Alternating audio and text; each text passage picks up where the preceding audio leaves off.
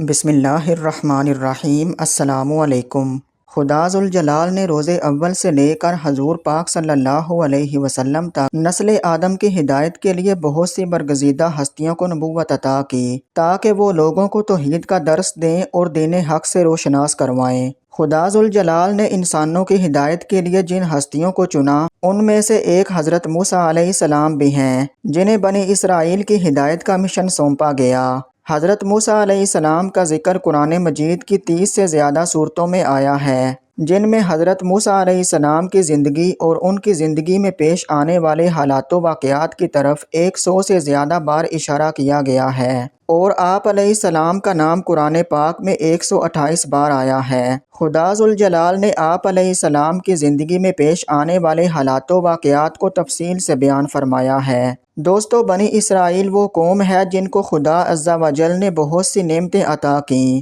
لیکن یہ قوم پھر بھی نافرمانی کرتی رہی۔ خدا ذوالجلال نے اس نافرمان قوم کی اصلاح کے لیے بے شمار انبیاء کرام کو مبعوث فرمایا، اس کے باوجود یہ قوم صراط مستقیم پر نہ آئی۔ یہ قوم اتنی بدبخت تھی کہ انبیاء کرام کو نقصان پہنچانے سے بھی گریز نہیں کرتے تھے، اور خدا ذوالجلال کے ان خاص بندوں کی کھلی نشانیاں اور معجزات دیکھ کر بھی ہدایت قبول نہیں کرتے تھے۔ یہ قوم مصر میں فرعون کی غلامی میں زندگی گزار رہی تھی، تو خدا ذوالجلال نے اس قوم کی مدد کے لیے حضرت موسیٰ علیہ السلام کو بھیجا تھا۔ آپ علیہ السلام نے اس قوم کو فرعون سے آزاد کروایا اور حق کی دعوت دی۔ آپ علیہ السلام نے اپنی مبارک زندگی میں بہت ساری مشکلات کا سامنا کیا۔ بنی اسرائیل کی نافرمانیوں اور زندگی کی تمام مشکلات کا سامنا کرتے کرتے آپ علیہ السلام کا اس دنیا سے رخصت کا وقت آ گیا۔ آپ علیہ السلام 120 برس کی عمر میں خدا ذوالجلال کی رحمت میں چلے گئے۔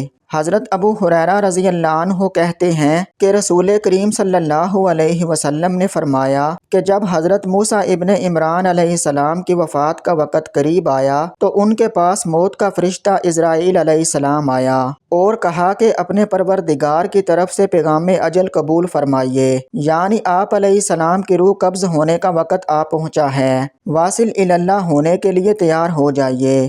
حضرت صلی اللہ علیہ وسلم نے فرمایا کہ حضرت موسیٰ علیہ السلام نے یہ سن کر فرشتہ موت کو تمانچہ رسید کر دیا، جس سے اس کی آنکھ پھوٹ گئی۔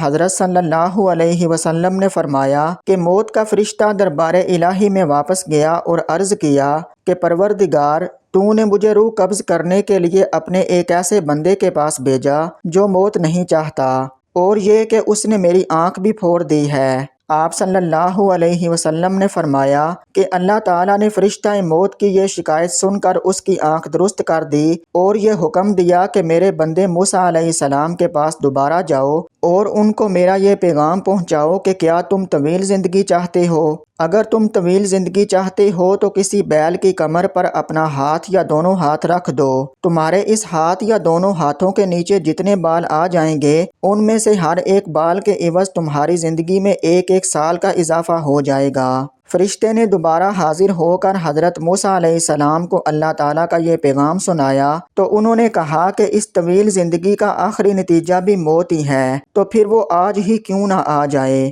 میں اسی وقت موت کی آغوش میں جانے کے لیے تیار ہوں، لیکن میری یہ دعا ضرور ہے کہ رب کریم تدفین کے لیے مجھے ارض مقدس یعنی بیت المقدس سے قریب کر دے، اگرچہ ایک پھینکے ہوئے پتھر کے بقدر ہو۔ اس کے بعد رسول اکرم صلی اللہ علیہ وسلم نے صحابہ اکرام کو مخاطب کر کے فرمایا کہ اگر میں بیت المقدس کے قریب ہوتا تو تمہیں حضرت موسیٰ علیہ السلام کی قبر کا نشان دکھا دیتا، جو کہ ایک راستے کے کنارے پر سرخ ٹیلے کے قریب ہے۔ امام نووی رحمۃ اللہ علیہ نے اس حدیث کی شرح میں اس کی مختلف وجوہات تحریر فرمائی ہیں۔ ایک وجہ یہ بیان فرمائی ہے کہ در حقیقت اس میں تھپڑ کھانے والے فرشتے کا امتحان تھا، یعنی اللہ تعالیٰ کے مقدس انبیاء کرام کی روح قبض کرتے ہوئے پہلے اجازت لی جاتی ہے، یوں جا کر براہ راست روح کی حوالگی کا مطالبہ نہیں کیا جاتا، اور اللہ تعالیٰ جس کا چاہیں امتحان لیتے ہیں اور جو چاہیں اپنی مخلوق میں پیدا فرما دیتے ہیں۔